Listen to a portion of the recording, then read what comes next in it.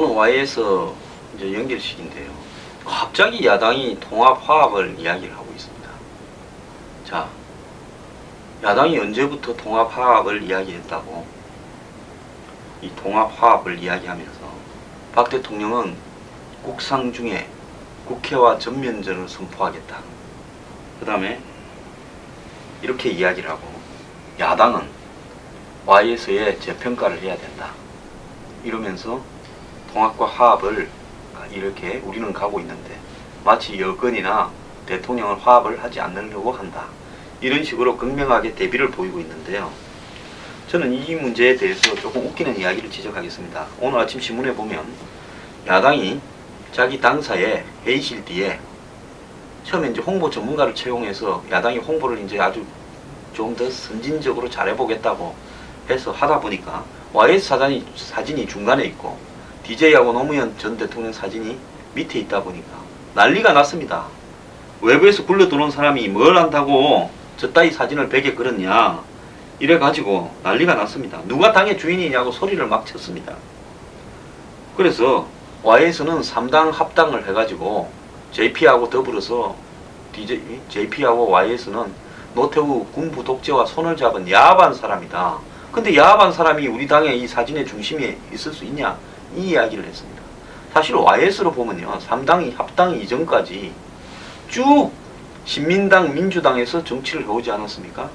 그야말로 DJ 못지않게 뭐 어떻게 보면 당 내부로서는 총재까지도 쭉 몇 번 하면서 DJ보다도 훨씬 더 오랫동안 야당을 끊어온 사람이죠.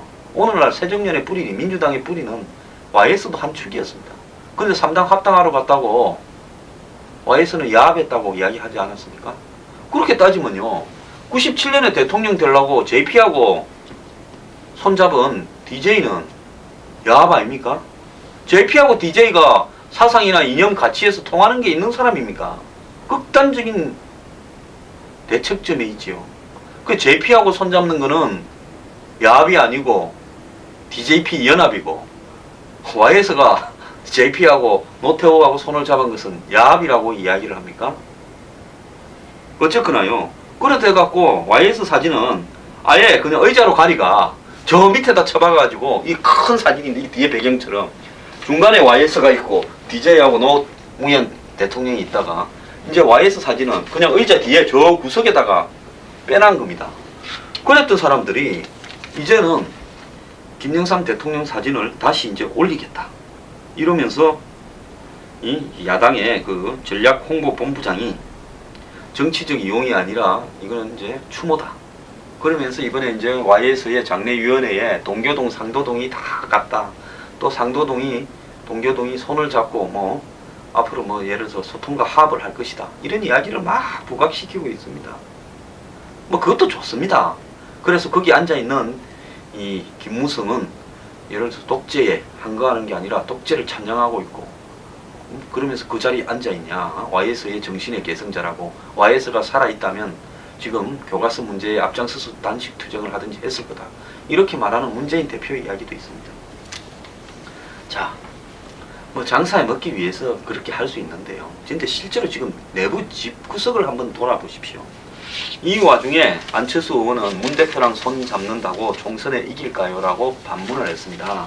안 의원은 자신이 주장하는 낡은 진보 청산과 부패 척결이 되지 않은 채 문 안 밖 그냥 연대, 저 Y에서 돌아가기 직전까지 문재인 대표가 박원순 시장은 이미 설득을 했고 안철수 의원까지 그들 오라고 한 거 아닙니까? 공동 대표하자고. 근데 그냥 가서 둘러리만 쓸 것 같으니까 낡은 진보 청산하고 부패 척결하자 이야기하는 거 아닙니까? 그래서 이런 문제도 지금 해결되지 않고 있고, 야당의 비주류들은 한마디로 공동선대위를 만들어가지고 전부 다가 골고루 들어가서 하자. 그러면서 문재인 대표 그러지 않으려면 그만두라 해서 자기 집 안에도 지금 언제 깨어질지 모르는, 한마디로 분란이 나 있는데 소통과 화합을 운운하면서 지금 이 Y에서 상을 또 활용을 하고 있습니다. 근데 어제 제가 볼 때요, 진짜 소통과 화합을 잘 한 사람은 전두환 대통령입니다. 제가 어제 아침에 방송하면서 전두환 대통령이 그분은 제가 만나봤는데 스타일이 화끈해서 상해 갈 거다. 그래서 연결식이 이전에 갈 거다 이랬는데 어제 오후에 실제로 갔습니다. 그러니까 어떤 분이 또 황 소장이 예측한 대로 갔네요 이래 놓는데, 자, YS가 생전에 이 이명박 대통령이 전직 대통령을 부르니까 전두환이는 와부르노 대통령도 아니대 이렇게 이야기를 하고, 또 가서 와인을 한 병을 더 시키니까 청와대 오찬에서 술 먹으려고 뭐 왔나 이렇게까지 이야기를 했지 않습니까? 그리고 YS가 이 퇴임 이후에 뭐 방송국의 인터뷰의 기록에 보면 성공한 쿠데타라도 쿠데타는 쿠데타다 하면서 대통령을 인정할 수 없다라고 이야기를 했습니다. 그리고 돌아가시기 직전까지 YS는 전두환, 노태우 두 분을 전혀 화해하거나 용서하지도 않았습니다. 뭐 YS가 용서하는 게 중요한 게 아니라 상징적인 부분이겠죠. 자, 어쨌든 두 사람이 10년 이상을 한국 대통령을 한 것이 역사적 사실이고 그 부분을 부인한다고 부인되는 게 아닙니다. 자, 그럼에도 불구하고 이 부분을 인정하지 않았지만 정작 YS가 대통령이 아니라고 청와대 술 먹으려고 왔냐고 한 사람은 그 상가에 가서 조문을 했습니다. 노태우 전 대통령은 한간에 알려지다시피 지금 거동이 완전히 불편합니다. 그래서 아들 장남을 보내가지고 노재현 변호사가 또 김현철 씨와 조문을 하고 악수도 했습니다. 자, 뭐 저도 옛날에요 참 정치적 탄압을 받으면서 한국 사회에 갈 데가 없을 만큼 코너에 몰려본 적이 있었는데, 그때 제가 어떤 분 자살하는 걸 보고 오래 살아남는 게 이기는 거다 생각을 했는데요, 지금 건강에 자신이 있는 전두환 대통령이 지금 오래 살아남았습니다. 자, 누가 과연 화합을 한 사람일까요? 자, 역사적으로 단죄할 부분은 이미 단죄가 다 됐습니다. 전두환 노태우 대통령이 쿠데타를 했다고 해서 그걸 사형대에 세워서 그 두 분을 사형을 시킨다고 역사가 바로 잡아지는 것도 아닙니다.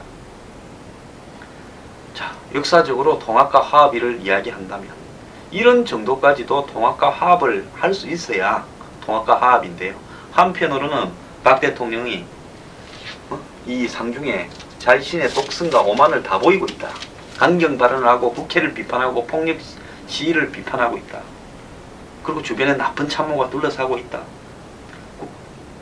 뭐 과거에 김현철 국정농단보다도 더하다.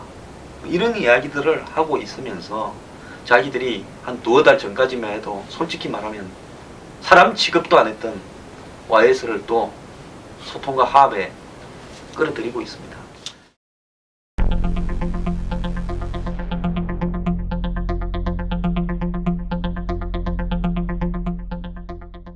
여기에서요, 제가 지금 하나 좀 하고 싶은 이야기는 야권이 이 국정교과서 문제나 폭력 시위를 바라보는 관점하고 그 다음에 내년 총선을 바라보는 관점에서 커다란 오차가 있다는 겁니다. 제가 어제 뭐 그 야권 성향 잡지에 하는 인터뷰에 갔는데요, 저 말고 나머지 토론자 세 분하고 사회자는 다 야권 지지자들입니다. 이분들이 내년 총선 어떻게 되겠냐 이야기를 하니까 제가 그랬습니다. 180석 이상 새누리당이 이길 거다. 이대로는 문제가 있든 없든. 그리고 현재 교과서 문제나 폭력 시위나 이런 부분에 대한 규탄이니 투쟁이 전혀 표하고 연결이 안 될 거다. 여론조사를 좋아해가 교과서의 여론 지지가 6대4나 7대3으로 높다고 하는데 내년 총선에 가서 여론보다 더 확실한 것은 투표 아니냐. 투표에서 만약에 새누리당이 180석이 얻도록 국민들이 표를 던져버리면 그거는 끝난 거 아니냐, 그걸로 심판이. 그러면 그때 가서는 뭐라 할 거냐. 그러니까 다 새누리당이 압승을 거둘 것 같아, 180석 정도 할 것 같아, 인정을 합디다. 한 명도 이의를 짜이지 않합디다. 그러면 민주주의 사회에서 머릿수가 많다고 우겨서 그 사람들이 투표를 해서 이기버리면 여론조사인 게 의미가 있습니까? 여론조사는 그럴 건가 안 그럴 건가 알아보는 거고, 투표는 실제적으로 벌어진 행위지 않습니까? 여론조사와 투표 중에서 어느 것이 더 설득력 있고 신빙성이 있습니까? 물론 투표가 훨씬 더 의미 있는 행동이고 여론조사는 참고사항에 불과한 거죠. 자, 그러면 지금 현재 한번 보십시오. 교과서 이 문제를 덮은 게 뭡니까?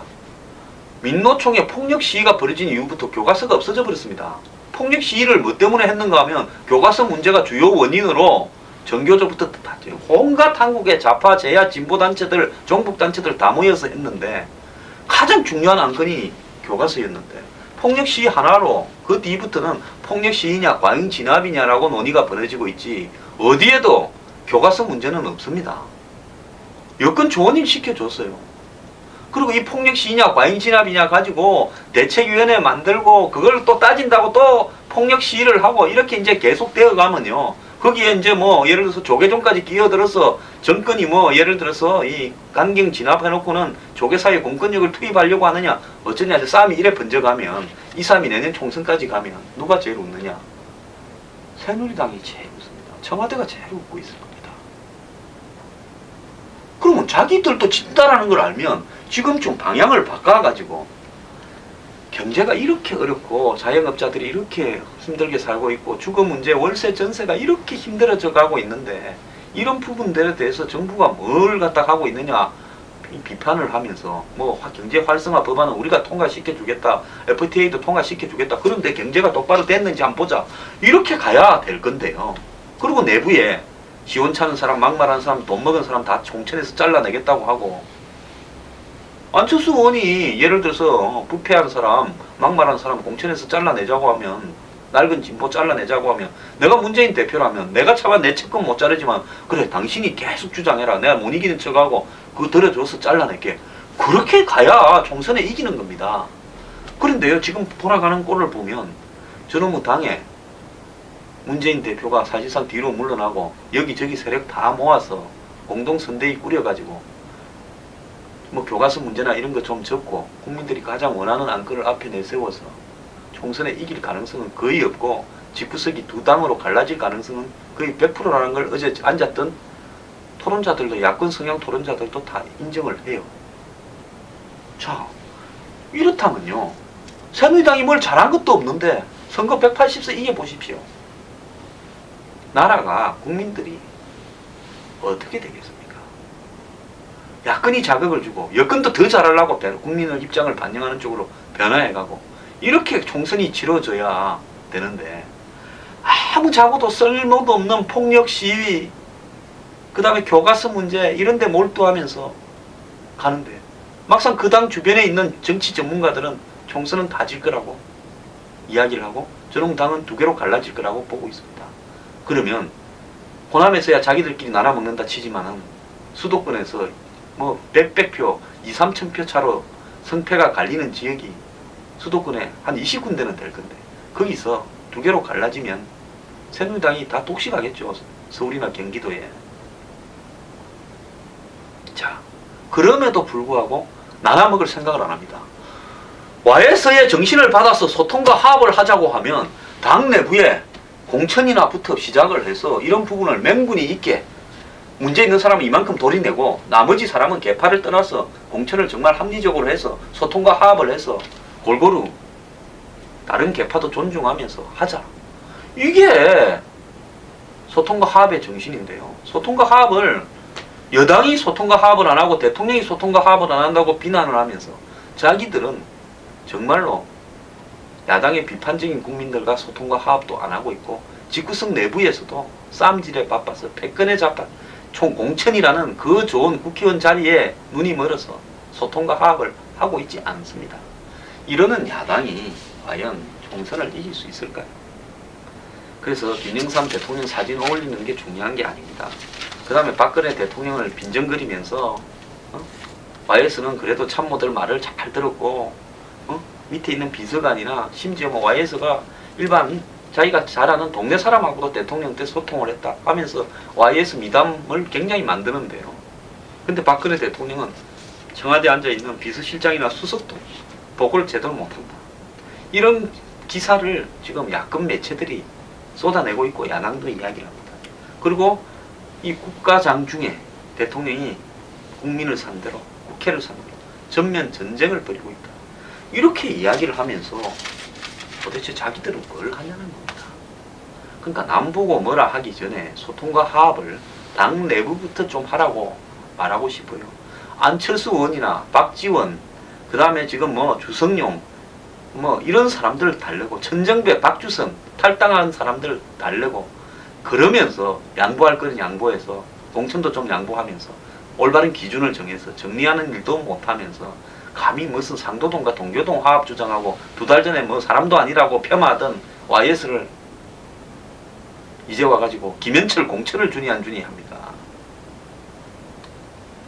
그래서요, 야당은 폭력 시위와 교과서에서 벗어나서 내부부터 국민들이 뭘 원하는지를 알고 내부부터 잘 화합을 하고 그리고 집 나간 사람들도 좀 드리고 그러면서 공천 가지고 남 죽이려고 생각하지 말고 명분 있게 공천하는, 그래서 국민들 마음에 드는 공약을 내세우고 그렇게 이길 생각을 하세요. 아무리 이런 걸 떠들어봤자 야당 주변에 있는 사람은 선거 하나마나 다질 거다라고 지금 예측을 하고 있습니다. 자, 교과서 문제 여론이 자기들한테 높고 안 높고가 아무런 관련이 없다라는 이야기입니다. 야당은 뭘로 정치를 할 건가? 말로 갖고 하는 게 정치가 아닙니다. 잘 생각을 해봐야 됩니다. 요즘 국민들이요, 요즘 정치인들이 YS 죽으면서 돌아가시면서 느낀 게 뭔가 하면 막장 드라마다. 그야말로 이 아침 드라마에 보면 주연들도 A급은 안 나오지 않습니까? 주말 드라마나 이런 데 보면 주연들도 빵빵한데요. 조연들도 빵빵하고 아침 드라마에 보면 잘 안 보이는 좀 한물간 분들이나 B급, C급 되시는 분들이 주연도 많이 하고 하죠. 딱 지금 한국의 정치 수준은 여야당이 가릴 것 없이 막장 드라마인데 야당이 좀 더한 것 같습니다.